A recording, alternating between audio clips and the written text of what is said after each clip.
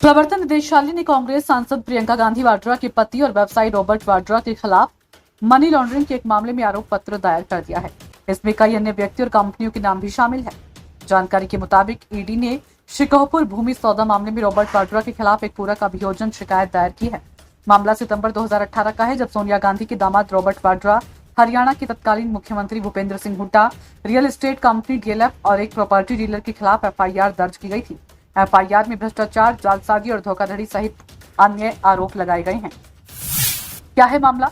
वाड्रा पर आरोप है कि उनसे जुड़ी company Skylight hospitality private limited ने ओंकारेश्वर प्रॉपर्टीज से 7.5 करोड़ रुपए में 3.5 एकड़ जमीन खरीदी थी।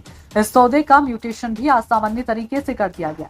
आरोप है कि हरियाणा की तत्कालीन भूपेंद्र सिंह हुड्डा की सरकार ने इस जमीन में 2.70 एकड़ जमीन को कमर्शियल कॉलोनी के तौर पर डेवलप करने की इजाजत देते हुए रॉबर्ट वाड्रा की कंपनी को इसका लाइसेंस दिया था। आवासीय परियोजना का लाइसेंस मिलने के बाद जमीन की कीमत बढ़ गई।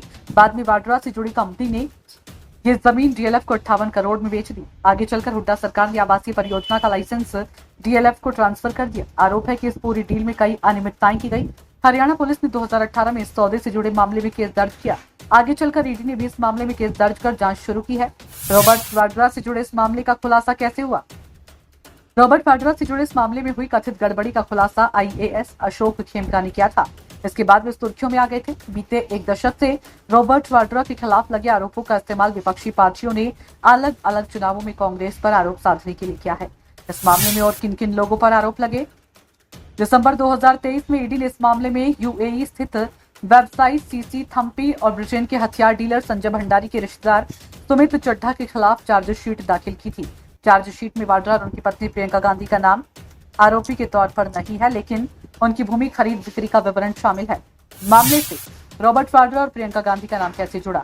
ईडी ने कहा था कि वाड्रा से कथित तौर पर जुड़े थम्पी ने 2005 से 8 के बीच दिल्ली एनसीआर स्थित real estate agent HL Pahwa के जरिए हरियाणा के फरीदाबाद के अमीरपुर गांव में लगभग 486 एकड़ जमीन खरीदी थी। आरोप पत्र के अनुसार रॉबर्ट वाड्रा ने 2005 से 6 में एचएल पाहवा से अमीरपुर में 334 कनाल जमीन के 3 टुकड़े खरीदे और दिसंबर 2010 में उसी जमीन को एचएल पाहवा को बेच दिया।